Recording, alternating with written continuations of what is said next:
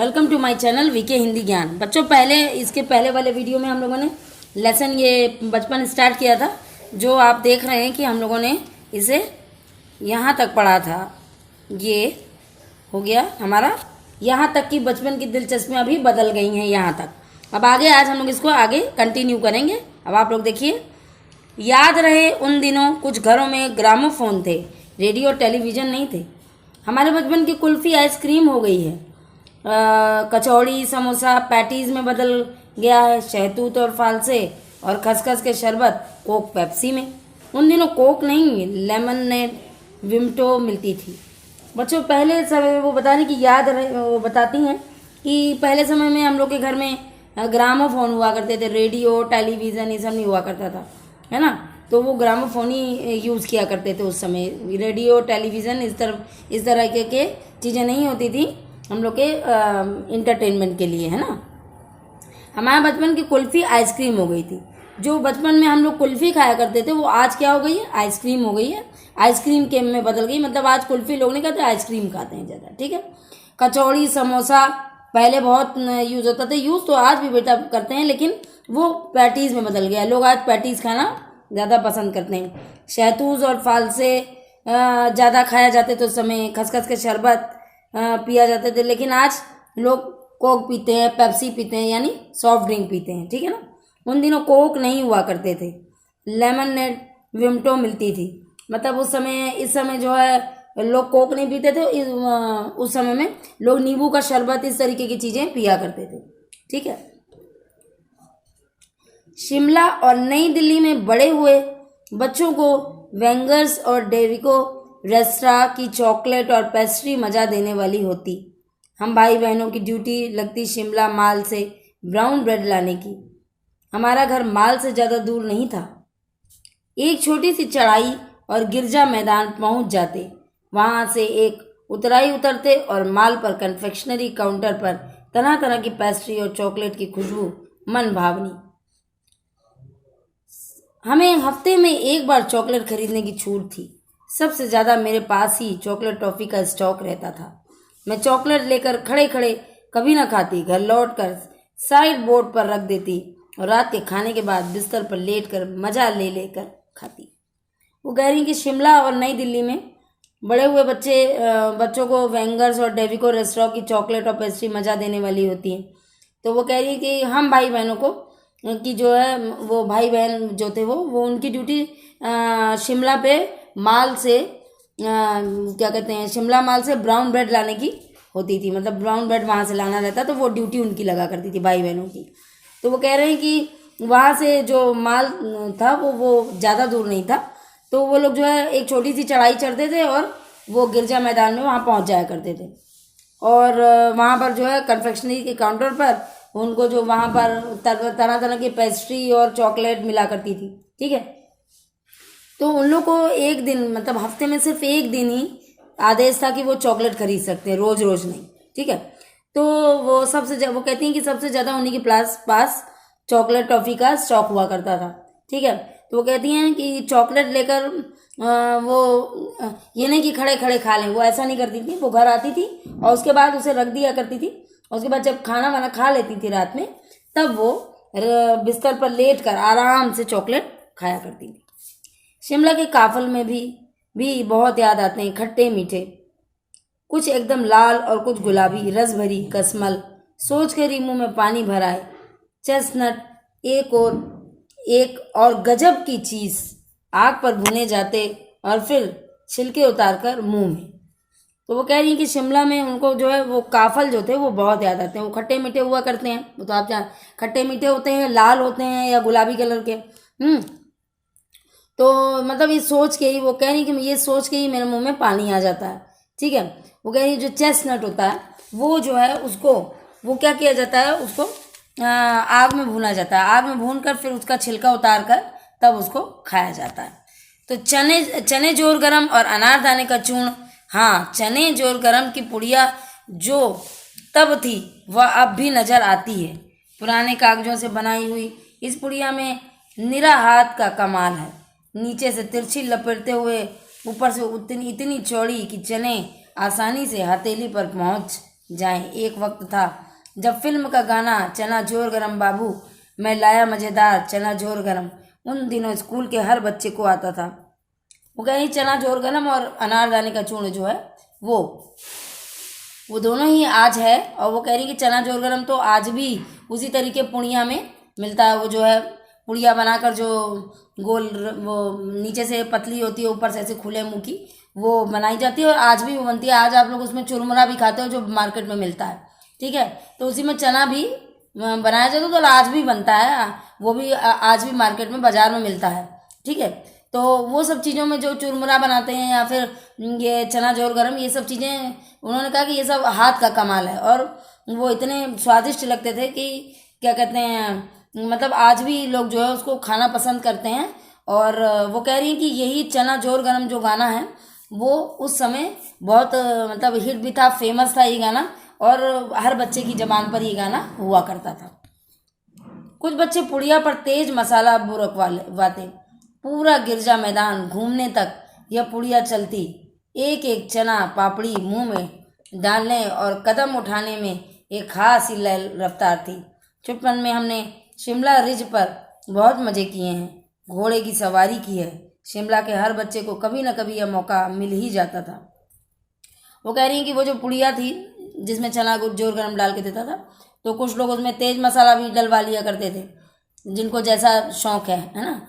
तो वो कहती हैं कि वो उसमें चना पापड़ी भी डाली जाती है ना बड़ी बड़ी, तो वो कहती हैं कि वो उसको खाने में मुंह में डालने में पूरा वो गिरजाघर घूमने में ही गिरजा का जो मैदान है वो घूमने में ही वो आराम से वो बुढ़िया चलती रहती थी और उसको खाने का अपना ही एक आनंद था। वो कह रही हैं कि उसके बाद उन्होंने बताया कि छोटेपन में उन्होंने शिमला रिज पर भी बहुत मज़े किए हैं। उन्होंने कहा कि हर बच्चे को शिमला के हर बच्चा जो है वो एक ना एक बार उसको ऐसा मौका मिलता है और वो ज़रूर वो जगह घूमता है। हम जाने क्यों घोड़ों को कुछ कम तर करके समझते, उन पर हंसते थे। ननिहाल के घोड़े खूब हष्ट पुष्ट और खूबसूरत, उनकी बात फिर कभी। शाम को रंग बिरंगे गुब्बारे, सामने जाखू का पहाड़, ऊंचा चर्च, चर्च की घंटियां बजती तो दूर दूर तक उनकी गूंज फैल जाती। लगता इसके संगीत से प्रभु यीशु स्वयं कुछ कह रहे हैं। तो बता रही हैं कि घोड़े के बारे में बता रही हैं और वो कह रही हैं कि जो ननिहाल के घोड़े थे उनके बहुत ही हष्ट पुष्ट थे, ठीक है।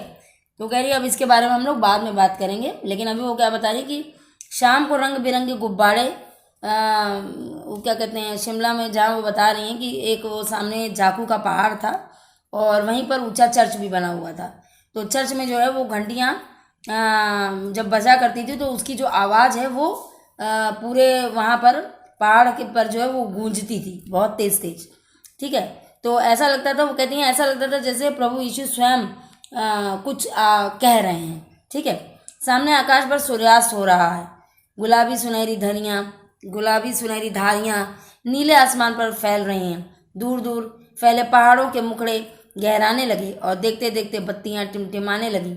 रिज पर की रौनक और माल की दुकानों की चमक के भी क्या कहने, स्कैंडल पॉइंट की भीड़ से उभरता कोलाहल। तो ये शिमला के बारे में ही ये सब इसमें बता रही हैं, वो अपने बारे में और शिमला के बारे में वर्णन कर रही हैं यहाँ पर। तो कह रही हैं कि वो जो जगह बताई उन्होंने कि जाखू का पहाड़ जो था उसके सामने उन्होंने कहा कि आकाश जो है वो अब वो सूर्यास्त हो रहा है धीरे धीरे, तो गुलाबी सुनहरी जो है धारियाँ आपको आसमान पर नज़र आ रही हैं और बता रही हैं वो कि दूर दूर जो पहाड़ फैले हुए हैं वहाँ पर क्या कहते हैं जो बत्तियाँ हैं वो टिमटिमाने लगती हैं और जो रिज है रिज की रौनक देखने लायक हो गई। अब माल की दुकानें जो हैं वो पूरी खुल गई हैं और वहाँ बत्तियाँ लाइटिंग वो जल रही है और इतना चमक रहा है पूरा वहाँ का माल, वो जो दुकानें हैं वहाँ की इतनी चमक नहीं है कि इतना सुंदर लग रहा है वो नज़ारा। और वही वो जो एक पॉइंट है वहाँ पर स्कैंडल पॉइंट, वहाँ पर इतनी भीड़ है। सर्वर स्कैंडल पॉइंट के ठीक सामने उन दिनों एक दुकान हुआ करती थी जिसके शोरूम में शिमला कालका ट्रेन का मॉडल बना हुआ था। इसकी पटरियाँ उस पर खड़ी छोटे छोटे डिब्बों वाली ट्रेन, एक और लाल टीन की छत वाला स्टेशन और सामने सिग्नल देता खंबा, थोड़ी थोड़ी दूर पर बनी सुरंगें।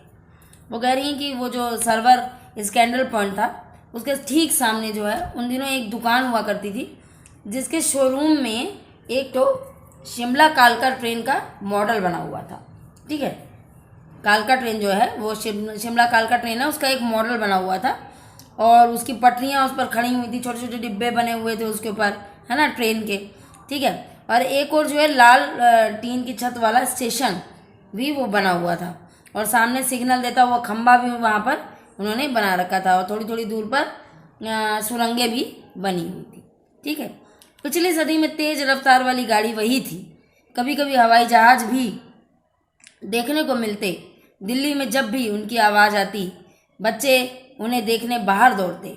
दिखता एक भारी भरकम पक्षी उड़ा जा रहा है पंख फैलाकर, यह देखो, और वह गायब। उसकी स्पीड ही इतनी तेज लगती। हाँ, गाड़ी के मॉडल वाली दुकान के साथ एक और ऐसी दुकान थी जो मुझे कभी नहीं भूलती। यह वह दुकान थी जहाँ मेरा पहला चश्मा बना था। वहाँ आंखों के डॉक्टर अंग्रेज थे। तो बता रही हैं कि जो पिछली सदी थी उसमें रफ्तार वाली गाड़ी एक वही थी, कालका ट्रेन। ठीक है, कभी कभी हवाई जहाज भी देखने को मिला करते थे। तो जो क्या कहते हैं, दिल्ली में जब इनकी आवाज़ आती थी तो बच्चे मतलब ऐसे देखते थे कि अरे जैसे कोई बड़ा सा भारी कोई पक्षी आ गया हो, है ना, और पंख फैलाकर तेजी तेजी जो है उड़ रहा हो और अचानक से गायब हो जाता, क्योंकि स्पीड में वो चलता था, तेज रफ्तार में, तो अचानक से गायब हो जाया करता था। तो लोगों को ऐसा लगता था जैसे भारी पंख वाला कोई पक्षी।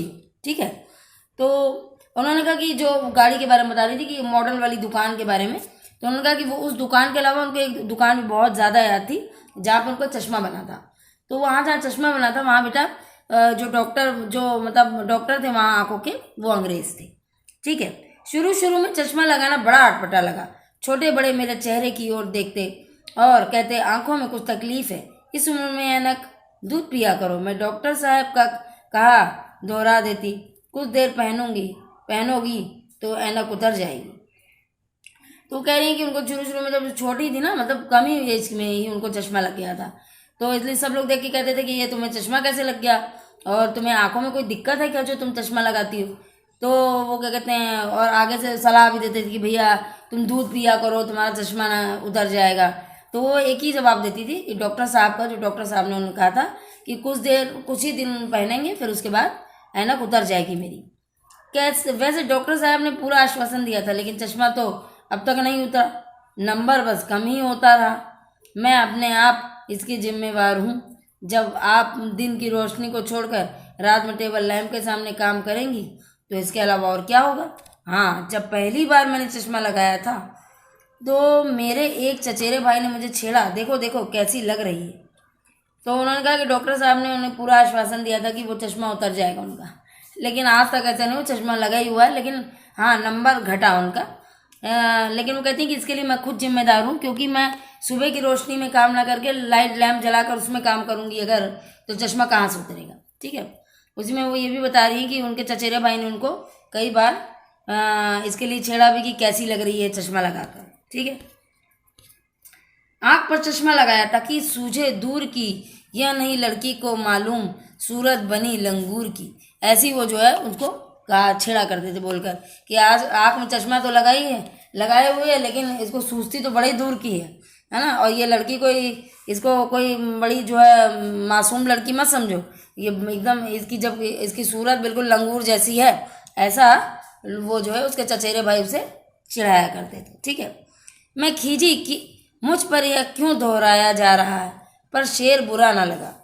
मतलब वो बड़ी वो लगते उनको खींच मस्ती थी कि कैसी हम मुझसे जो है मेरे चचेरे भाई इस तरीके की मेरे साथ मुझको बोल रहे हैं। लेकिन फिर भी वो जो शेर था उनका, वो कहती थी वो बुरा नहीं था, वो सही था। जब वह चाय पीकर चले गए तो मैं अपने कमरे में जाकर आईने के सामने खड़ी हो गई। कई बार अपने को देखा, ऐनक उतारी, फिर पहनी, फिर उतारी, देखती रही, सूरत बनी लंगूर की।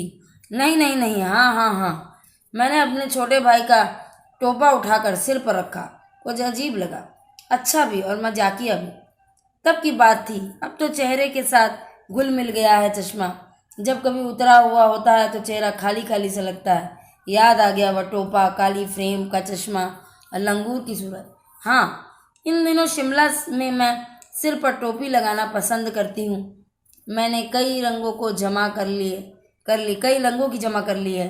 कहाँ दुपट्टों पर ओढ़ना और कहाँ सहल सहल सुबीते वाली हिमाचली टोपी। वो कहते हैं कि वो जो है जब उनके चचेरे भाई चले गए तो उन्होंने वो शीशे के सामने खड़ी हो गई, उन्होंने कई बार अपने चेहरे को देखा, टोपी भी लगा कर देखी, है ना, और फिर बार बार उसी को दोहराया जो बोलती थी कि सूरत बनी लंगूर की, है ना।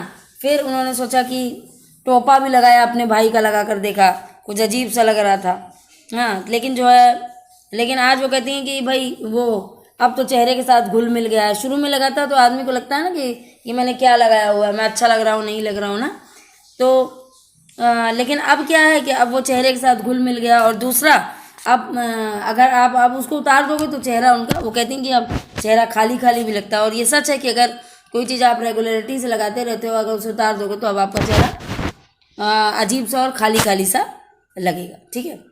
तो वो कहते हैं कि अब उनको वही पुरानी चीज़ें याद आ गई, उनको वो टोपा, काली फ्रेम वाला चश्मा और लंगूर की सूरत, वो सब आज उनको याद आ गया जब वो आपको बता रही हैं सब, ठीक है। लेकिन अब वो कहती है कि अब मुझे शिमला में सिर्फ सर पर टोपी लगाना ही पसंद है। तो उन्होंने बहुत अलग अलग कलर्स की टोपियाँ इकट्ठी कर ली हैं अपने पास, तो वो अलग अलग कलर की टोपियाँ लगाती हैं। जबकि वो कहती हैं कि पहले दुपट्टों का ओढ़ना पड़ता था, है ना, या पड़ता था या ओढ़ती ही थी वो।